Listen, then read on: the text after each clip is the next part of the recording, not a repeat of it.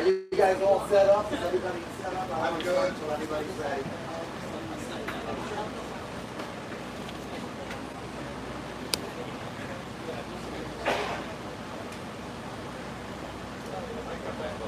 I'll go down the line if you're ready. Give me a thumbs up. Give them all thumbs up. Okay. Good morning, everyone.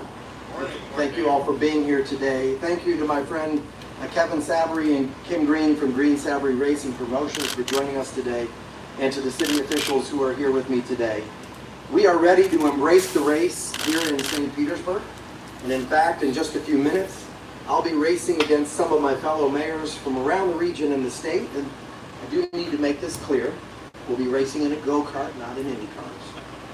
The Mayor's Karting Challenge, as well as the Grand Prix of St. Petersburg, is now a tradition. And we again have the great honor of serving as the inaugural race for the IndyCar season. We do recognize, however, that this race is occurring at a time when many, including us, are concerned about COVID-19. As you know, the Florida Department of Health has reported more than a dozen positive cases in Florida thus far, and 2 lives have been lost. Last night, we received information that 2 cases had been reported in Pinellas County. Both of these individuals had traveled internationally recently. This morning, I was advised that these 2 have self-isolated and that their contact with others has been minimal, that our county remains in low risk, and that there has been no community spread. However, we also understand, given the limited testing to date, that this status and the data available is very fluid. As it relates to this race, attendees and residents of the city should know that we are taking every precaution we can to ensure it is a safe experience. Now I'll let Mr. Savory and our emergency management manager, Amber Boulding, speak to that in a moment. As mayor, I want our residents and our visitors to this city to go about enjoying their lives, but do so using common sense. We can allow for this disruption without interruption. And that means practicing good hygiene, washing your hands, covering your mouth and nose with a tissue when you cough or sneeze, and avoiding close contact with others who are sick. It also means staying home if you're in one of the high-risk categories, if you're not feeling well, or if you're showing any symptoms. So let me reiterate this point in particular.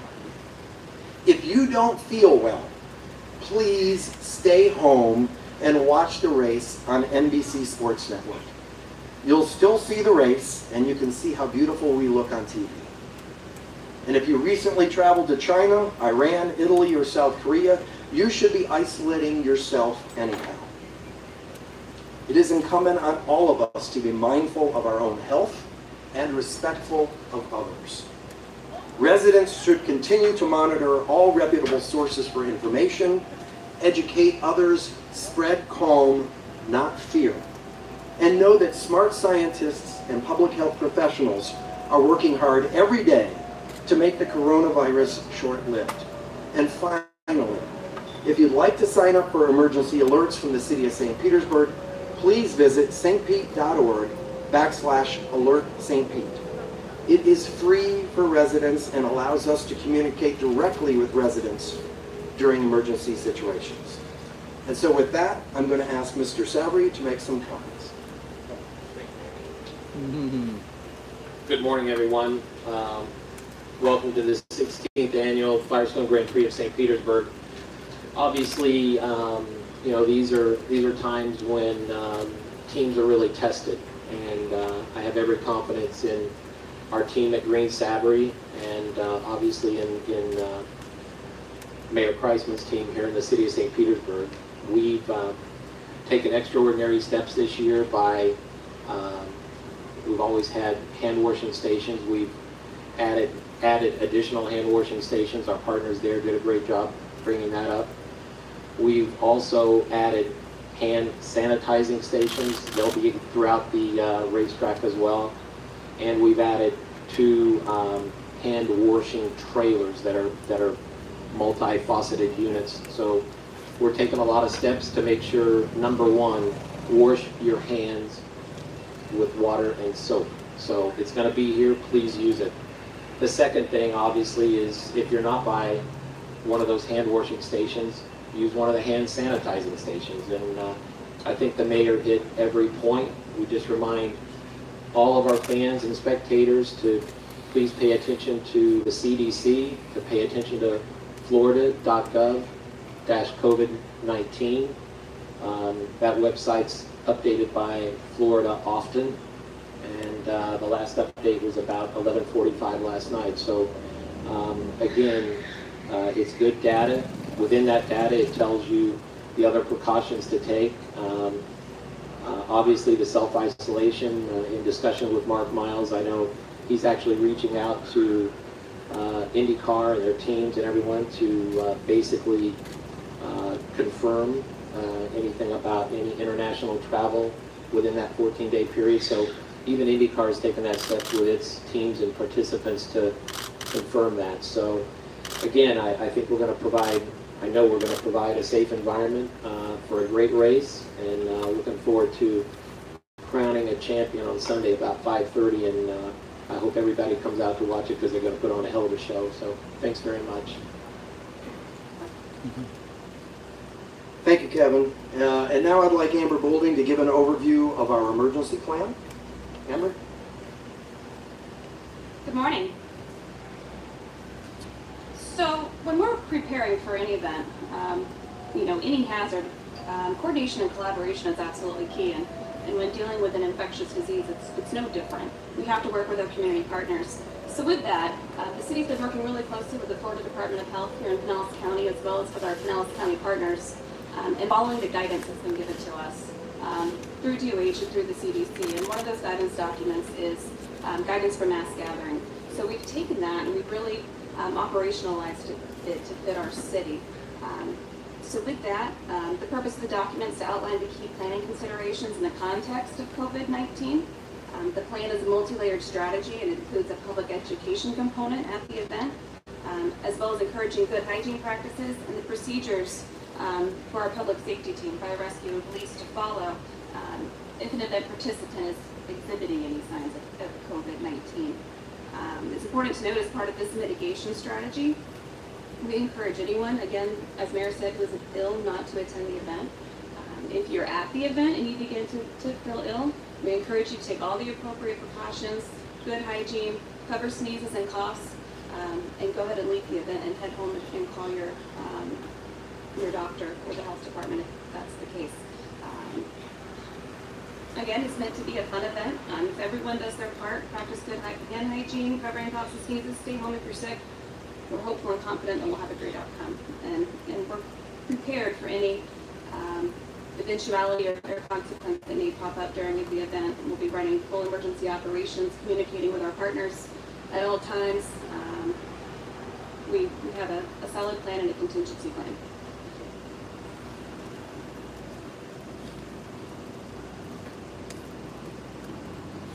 Thank you, Amber. With that, we'll close the presser, and if there's any questions, we're happy to try and answer. I mean, a lot of people have canceled events because of precautionary reasons. A lot of them in low-risk areas too. What was the main factor you guys used to decide, hey, we're going to go no matter what? So, as I said in my remarks, this is really a balance, and public health and the safety of our community are always priority number one.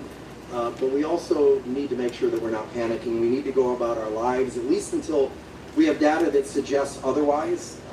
We are in constant contact with CDC, Florida Department of Health, Pinellas County. We are at low risk. We are not having in a situation where there is community spread. Those are very important factors. If those factors changed, we would be sitting down again with those partners, the CDC, Department of Health, and the county, and we'd be reevaluating at that point in time. But I can't stress this enough, and I'm going to keep saying it over and over again. If you're not feeling well, please don't come to the race. Watch it on television. We need to take responsibility, we need to self-isolate if possible, and we need to use common sense. Does this event mostly draw a local crowd, a regional crowd, or an international crowd? Does that play a factor? It's substantially a regional crowd within 75 miles. How about the drivers? There are foreign drivers, but again, they've been in the country in excess of the 14 days. Mayor, you said this is a very fluid situation. We're Wednesday, right? So I'm sorry, until Friday, Saturday. How could we navigate this if things would unfortunately get worse before they get better? So I've been on the phone every day, as I know Amber is, with the Director of Health for the county. We're in constant contact with the Department of Health for the state and with the CDC. And it's really, we're trying to be data and science based in our decision making. I think that's really important that we're relying on good science and good data in making those decisions. If something were to change, then we will sit down with those folks and make decisions based on the data and the science that they share with us and act accordingly. But at this point in time, we're at low risk. We're not at community spread. And so we're still a go for Sunday. Mayor, what was your reaction when you heard about the 2 positive cases? Certainly, you feel your heart goes out to those 2 cases, you know, and the hope is that they have a good recovery from this. You know, it was for me. I wanted to know. I had several questions. Is when I heard about the 2 cases, is one, did they have contact with a lot of individuals? In speaking with the Department of Health today, my understanding is they did not. It was very limited. Question number 2 is does it change our risk factor from low to high risk? The answer was no, it did not. And the third question is are we seeing community spread? And the answer was at this point we are not. And so, you know, your first thought is for the individuals, and second thought is what's the impact of that? What's the science and the data telling us at this point in time? And my other question to you, what kind of concerns do you have? There's been limited testing and the ability to test in large numbers. What kind of concerns do you have that maybe just as a community we don't know what's out there? I mean, it's obviously fluid, and that was my comments. Is that we are monitoring this not even daily, but you know, basically hourly.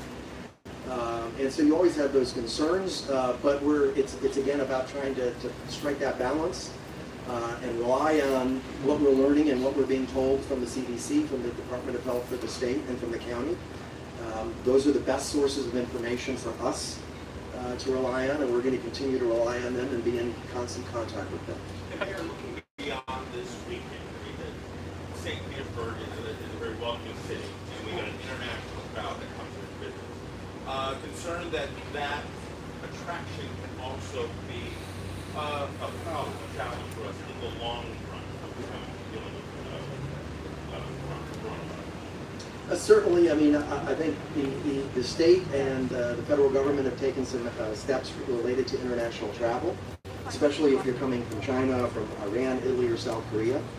And, you know, for anyone that's traveling into the country from those countries, there's already an isolation policy that's in place. So, you know, again, all we can do is rely on the experts and on the science that we have available to us and making the decisions that we make. And, you know, before this event even happened, if you've ever heard me speak before, you know that we always talk about how in St. Petersburg we believe in science, whether it's climate science or it's medical science and life sciences.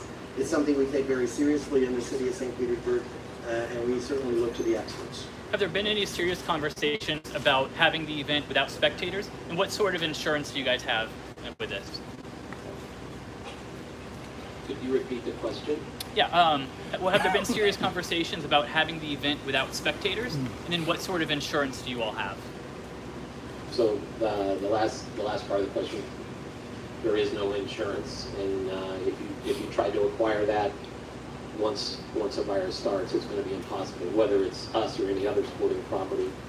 And there's been no conversations at all about, other than the 16th annual Firestone Grand Prix is on, and if that situation changes, then we'll deal with it.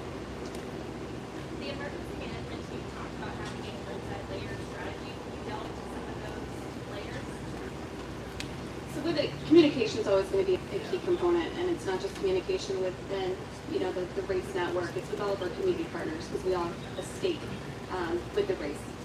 So it's not just city, it's county, region, state. So making sure we have those tight communication plans and risk communication on how we're going to talk to people and when and at what point in time, and then just different decision-making thresholds that we have. With the communication, it's also the public education component. So communicating with the community, with the event participants that are going to be coming, with event staff, making sure that they're also, you know, following the guidelines that we set forth to be safe and to run a safe event. And just, you know, looking at all we call it consequence management. So what could happen and what are we going to do if that happens? And that's not just with COVID-19. With a big event like this, there's always different considerations. So it's with a multi-layered strategy. It's looking at all hazards and all risks and doing that risk assessment to see, you know, what could happen at this event and what are we going to do if it does, and aligning all of those, you know, strategies up and the procedures that are going to happen and the partners that will be involved, and including that in our